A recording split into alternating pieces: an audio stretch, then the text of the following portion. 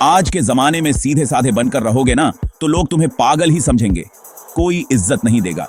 क्योंकि दुनिया खुद बहुत बड़ी शतरंज की बिसात है और यहाँ हर कोई चाल चल रहा है। अगर तुम जीतना चाहते हो तो तुम्हें भी खेल समझना होगा, तुम्हें भी चालाक बनना होगा, नहीं तो लोग तुम्हारी सीधाई का फायदा उठाएंगे, तुम्हें पीछे छोड़ देंगे। तो आओ, आज मैं तुम्हें चालाकी के कुछ ऐसे ही अचूक नियम सिखाता हूँ जो तुम्हें जिंदगी की रेस में हमेशा आगे रखेंगे। ये हैं वो राज जो हर सफल इंसान जानता है। समझो टीवी की एक और इंटरेस्टिंग वीडियो में आपका स्वागत है। तो चलिए शुरू करते हैं। दोस्तों, जिंदगी में जीतने के लिए सबसे जरूरी है अपनी बातों से नहीं, अपने काम से जीतना। जब आप अपने काम से जीतते हैं तो आपकी मेहनत और समर्पण खुद ब खुद बोलते हैं, क्योंकि दुनिया सिर्फ नतीजे देखती है और नतीजे ही आपकी सच्ची पहचान बनाते हैं। चाहे आप कितनी भी बातें कर लें, अंत में आपके काम का परिणाम ही मायने रखता है। बाकी सब बहाने होते हैं। बहाने बनाना आसान है, लेकिन असली चुनौती है अपने काम से खुद को साबित करना। एथेंस के एक कमांडर थे, मिसिया।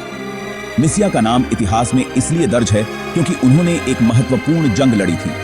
उन्हें एक जंग जीतनी थी। यह जंग उनके लिए सिर्फ एक लड़ाई नहीं थी, बल्कि उनके देश की प्रतिष्ठा का सवाल था।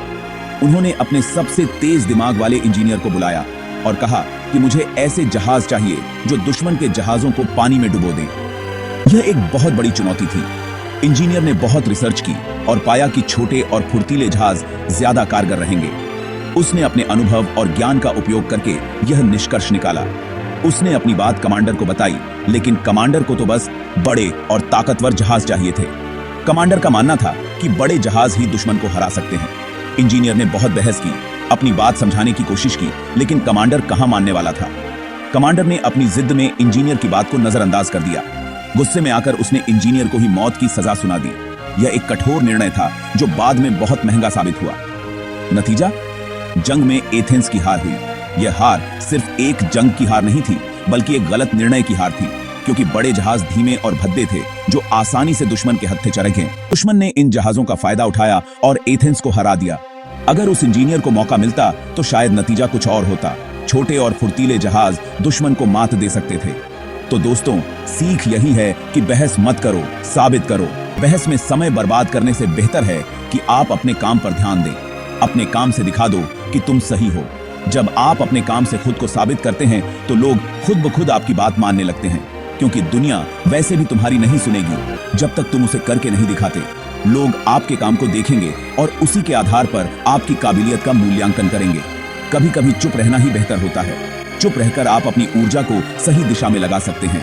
अपनी एनर्जी बचाकर रखो और सही समय का इंतजार करो। सही समय पर किया गया काम ही सबसे प्रभावी होता है। जब मौका मिले तो अपने काम से ऐसा धमाका करो कि दुनिया देखती रह जाए। आपका काम ही आपकी पहचान बनेगा। याद रखना, शेर कभी अपनी ताकत साबित करने के लिए भौंकता नहीं, वो बस वार करता है। शेर की ताकत उसके काम में होती है, उसकी दहाड़ में नहीं। वो बस वार करता है। शेर का हर कदम उसकी ताकत और आत्मविश्वास को दर्शाता है। तो तुम भी शेर बनो और अपने काम से दुनिया को हिला दो। अपने काम से ऐसा प्रभाव डालो कि लोग तुम्हें याद रखें। दोस्तों, जिंदगी में अगर तुम चाहते हो कि कोई तुम्हें कभी धोखा न दे, तो उसे खुद पर निर्भर बना लो। यह एक पुरानी लेकिन बहुत ही प्रभावी रणनीति है। जब तक लोग तुम्हारी जरूरत महसूस करेंगे, तब तक तुम्हें कोई नुकसान नहीं पहुंचा सकते। यह एक तरह का सुरक्षा कवच है जो तुम्हें हर मुश्किल से बचा सकता है। एक किस्सा सुनो। फ्रांस के राजा थे, लुई 11। यह कहानी हमें सिखाती है कि कैसे निर्भरता का खेल खेला जाता है। वो बहुत ही शक्की किस्म के इंसान थे। उन्हें हर वक्त अपनी जान का डर लगा रहता था। उन्हें लगता था कि कोई भी कभी भी उनकी जान ले सकता है। इस डर ने उन्हें हमेशा सताया। एक दिन उन्होंने अपने दरबार में एक बहुत मशहूर ज्योतिषी को बुलाया। यह ज्योतिषी अपनी भविष्यवाणियों के लिए जाना जाता था। राजा ने उससे पूछा, बताओ मेरी मौत कब होगी? यह सवाल सुनकर दरबार में सन्नाटा छा गया। ज्योतिषी समझ गया कि राजा बहुत डरे हुए हैं। उसने सोचा कि अगर उसने सही जवाब नहीं दिया तो उसकी जान भी जा सकती है। उसने चालाकी से कहा, महाराज, मैं आपकी मौत का सही दिन तो नहीं बता सकता, लेकिन इतना जरूर कह सकता हूं कि मैं आपकी मौत के 3 दिन पहले मरूंगा। यह सुनकर राजा के होश उड़ गए। उसे लगा कि अगर इस ज्योतिषी को कुछ हो गया तो इसका मतलब है कि 3 दिन बाद उसकी भी मौत निश्चित है। राजा ने तुरंत ही ज्योतिषी को अपने महल में रहने का आदेश दिया। उसे हर तरह की सुरक्षा और सुविधा दी गई। राजा ने ज्योतिषी को खूब सारा धन दौलत दिया, उसकी हर ख्वाहिश पूरी की। क्यों? क्योंकि अब राजा उस ज्योतिषी पर पूरी तरह से निर्भर हो चुका था। उसे यकीन था कि जब तक यह ज्योतिषी जिंदा है तब तक उसे मौत का डर नहीं है। यह निर्भरता का खेल था जो ज्योतिषी ने बहुत ही चालाकी से खेला। तो दोस्तों, सीख यही है कि लोगों को खुद पर निर्भर बनाओ। उन्हें एहसास दिलाओ कि तुम्हारे बिना उनका काम नहीं चल सकता। इससे न सिर्फ तुम्हारी इज्जत बढ़ेगी बल्कि तुम्हारे दुश्मन भी तुमसे दूर रहेंगे। यह एक बहुत ही प्रभावी तरीका है जिससे तुम अपनी सुरक्षा और सम्मान दोनों को सुनिश्चित कर सकते हो। तो दोस्तों, हमेशा याद रखो, लोगों को खुद पर निर्भर बनाओ और अपनी जिंदगी को सुरक्षित बनाओ। चैप्टर 3। दोस्तों, जिंदगी में सफल होने के लिए जरूरी नहीं कि तुम हर काम खुद करो। असल में अगर तुम हर काम खुद करने की कोशिश करोगे तो तुम जल्दी ही थक जाओगे और तुम्हारी प्रगति रुक जाएगी। तुम दूसरों से भी काम करवा सकते हो, लेकिन शर्त यह है कि सारा क्रेडिट तुम्हें मिले। यह एक कला है जिसे समझना और अपनाना बहुत जरूरी है। एक मिसाल देखो, थॉमस एडिसन। एडिसन को हम सब जानते हैं, लेकिन क्या हम जानते हैं कि उसने कैसे अपनी सफलता हासिल की? पूरी दुनिया उन्हें बल्ब का आविष्कारक मानती है, लेकिन क्या यह पूरी सच्चाई है? लेकिन क्या तुम जानते हो कि असली में बल्ब का आविष्कार जोसेफ स्वान ने किया था? हाँ, यह सच है। स्वान ने बल्ब का मूल आविष्कार किया था, लेकिन एडिसन ने उसे और बेहतर बनाया। एडिसन ने बस स्वान के बनाए हुए बल्ब में थोड़ा सुधार किया था और उसे अपना नाम दे दिया। यह एक बहुत ही चालाकी भरा कदम था। और तो और, एडिसन ने अपने लिए काम करने वाले निकोला टेस्ला के आविष्कारों का श्रेय भी खुद ले लिया।